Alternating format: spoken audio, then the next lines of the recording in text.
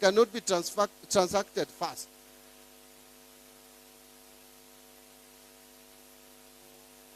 So if you want to allow private sector to thrive, I mean, if a company to thrive or a business to thrive, you must inject private sector ethics into the management of that entity.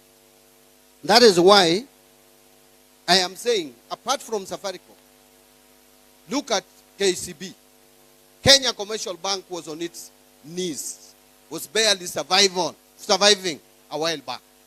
Where is it today? It is one of the most profitable banks in this country, comparable only to a few. Because of privatization. Kenya Power, someone talked about Kenya Power, whether we will privatize. Kenya Power is already enjoying privatization. We privatize Kenya Power and Light. Before, it was running into losses and losses and losses. Today, Kenya Power has started making profit because of privatization. What of Kenyan? I can go on and on. Of course, there are also failures, like Uchumi. We try to privatize it. It's a total flop. So it depends on how you execute privatization and the timing. If your timing is wrong, you will get it wrong. And I will tell you, with my knowledge and understanding, our timing for Kenya, for KPC, the Kenya pipeline, is perfect. If we don't do it now, believe me, we will regret a few years to come. Don't ask me why. This is the time to privatize KPC to make it more profitable. That is a company that has the potential. If you have money, if you have some money to spare, kindly save it. We are issuing IPO next week for Safaricom, God willing.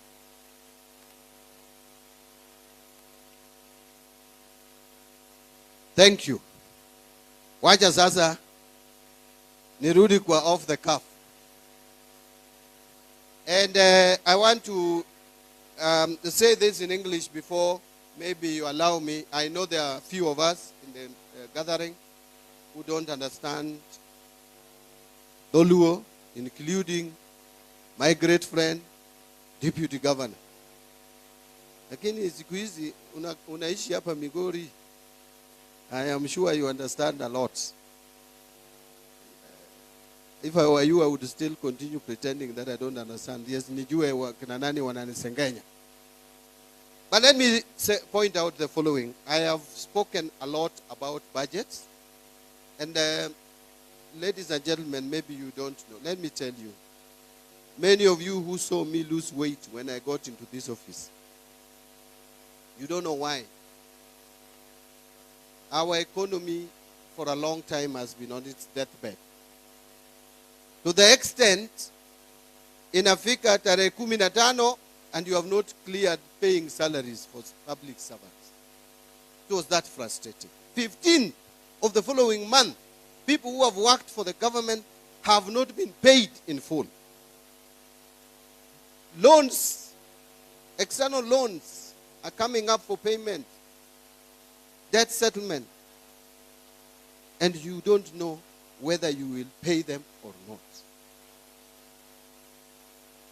Kenya was listed among 6 countries in Africa by IMF which were going to default, not which would have defaulted. No, they were going to default. It was just about when. 5 of those countries have defaulted. It's only Kenya which has not defaulted. And by the way, many of us don't know the implication of defaulting. That is an economy that is completely ruined. The moment you default, that is an economy that cannot easily come back unless now you just become slaves of other people. They will be directing you, do this, remove staff. How many staff do you have in your payroll? 3 million, 2 million. That's what would have happened to Kenya. You are told how many chiefs do you have across the country?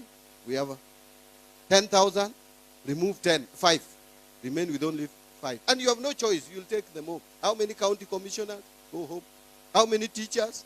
You can survive with half. How many MCAs? You must make sure that MCAs across the country from 1,400 reduced to half. Members of parliament reduced to half. Salary, everybody reduced by half. That is what would have happened to Kenya. So, it is because of decisions that have been taken over the years. Some of them are very faulty. You invest in an infrastructure project that has 30 years of repayment period, payback period, 30 years, and you are taking a loan of 5 years to finance it. 5 years loan for a project that will start paying you in 30 years. Are you being clever? Are you being wise? And then you also don't have any space for taxation. Yet, economy must grow. Our youth, Kenya has one of the fastest growing population in the world. And we are educating our youth, and they are very intelligent and sharp. And they are coming out of school, out of colleges with no jobs. Our economy growing at 4%, 5% cannot create enough jobs. We must make this economy grow at 7%, 7.5% and above. That you can only do, you cannot do that by being complacent and comfortable with the way things are. We must invest more in infrastructure in this country to expand the economy of the country without A, taxing people, 2, taking expensive loans that would be impossible to pay. So where do you run? You have assets here. You have Safaricom making profit, yes. But out of it, you can raise 240 billion shillings at one go by selling only 15% of it. You have 35%. You can still retain 20%. And by the way, it is not just this government which is selling or offloading shares. It's actually not even sale. It's offloading shares.